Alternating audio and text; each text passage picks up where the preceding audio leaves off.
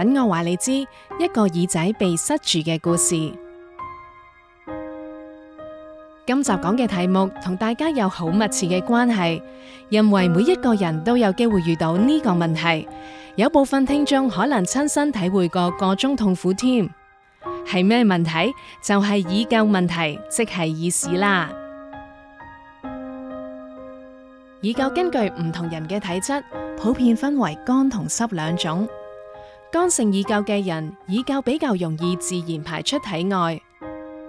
而濕性耳垢嘅人，由於耳垢黏性重，容易喺耳道積聚，無法正常排出，越積越多，嚴重更會阻塞耳道，令聽力減弱。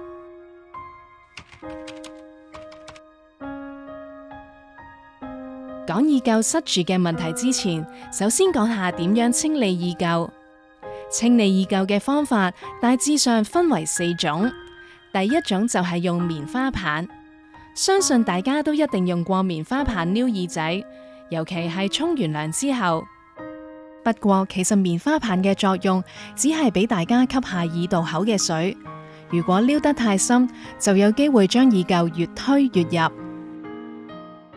第二種清潔方法就係噴生理鹽水或者滴耳油，目的係令耳垢慢慢融化，沿住耳道由入面向外流出。不過如果耳垢已經積聚，就要用第3種方法，揾醫生用儀器沖水，沖翻啲耳垢出嚟。除咗沖水，其實仲有另一種方法，就係吸翻啲耳垢出嚟。而我因為咁唔好彩屬於濕性耳垢，最近又俾耳垢塞住咗啦。點解係有？因為好多年前耳仔都試過被塞住，當時總共睇咗3次醫生先正常返。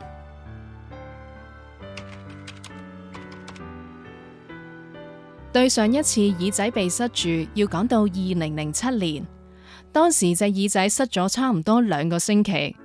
開頭都唔知發生咩事，淨係覺得一隻耳仔好似唔係幾聽到嘢，最後忍唔住去睇醫生。醫生檢查完話係耳垢太多，所以塞住咗，要用專業儀器沖溫水沖翻啲耳垢出嚟。第一次沖水，因為耳垢積得太實，所以唔成功，仲以為沖1次就搞掂。點知醫生話我耳垢太多，叫我返屋企滴1星期耳油先，之後再返嚟揾佢沖多次。第2次的確係好咗啲嘅，但係都係未清得晒。如是者又再滴1個星期耳油，然後第3星期再用儀器沖水。今次終於沖返啲耳垢出嚟，耳仔唔再塞住，聽力恢復正常，聽得返晒全部聲音。今次喺睇醫生之前，想試下有冇其他方法可以清理耳垢。自己滴生理鹽水同滴耳油都唔得之後，就選擇去試下採耳。採耳其實係用又長又幼嘅耳刮，刮啲耳垢出嚟。如果每隔幾個月至半年左右去採1次耳，的確可以清潔耳仔。不過對於我呢啲耳仔已經塞住咗嘅人，就冇乜幫助啦。就算用埋佢清理耳梗塞嘅特別服務，簡單嚟講即係挖深啲啦，最終都係失敗。儘管採耳師已經好輕手，想慢慢將耳垢刮出嚟，但係由於我啲耳垢塞住咗喺耳膜附近，佢一放入去耳膜已經覺得痛，所以就冇再繼續落去。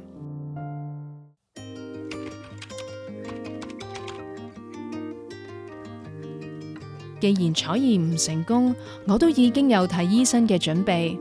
不過我仍然繼續上網揾其他方法，點知又真係俾我揾到喎。佢係一間由註冊護士開嘅吸耳垢服務。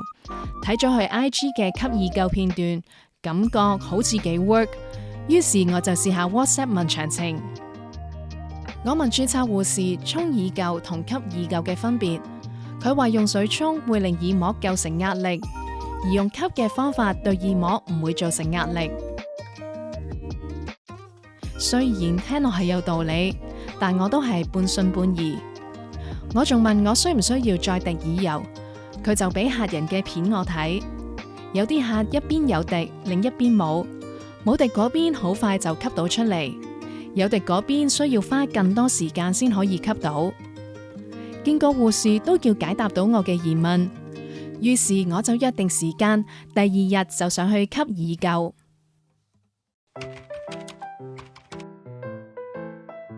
吸耳垢嘅地點位於銅鑼灣，都叫易揾。鋪頭細細，註冊護士叫 Queenie。佢以前係喺手術室做護士，所以一身手術室護士嘅服裝。除鞋之後喺床上瞓低，護士首先會講解一次整個過程。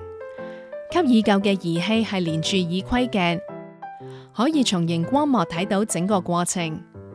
講解完就正式開始。護士拎出一支生理鹽水，倒入我耳仔，感覺溫度都幾高。大約30秒之後，佢將儀器放入耳道，將啲耳垢連同鹽水一齊吸出嚟。大約用咗2分鐘，就將第一層耳垢吸出。以為就咁搞掂，你就錯啦！我呢啲塞死晒嘅嚴重患者，吸一層係吸唔晒嘅。於是護士又再倒高溫鹽水，再等30秒，然後吸第2層，之後仲要吸第3層。吸完3次，我 feel 到自己隻右耳通翻晒，聽嘢聽得清楚翻，耳仔終於重獲新生啦！成個過程唔痛，但係因為我嘅耳道又窄又彎，護士首先用成人用嘅管道唔成功，之後要改用小童用嘅管道先放得入耳道較深嘅地方。吸完之後有少少頭暈，護士話係正常反應，因為過程中會令耳水不平衡，坐2分鐘就會冇事。所以如果你哋都有因為耳垢阻塞嘅問題，可以試下吸耳垢，係睇醫生以外嘅另一個方法。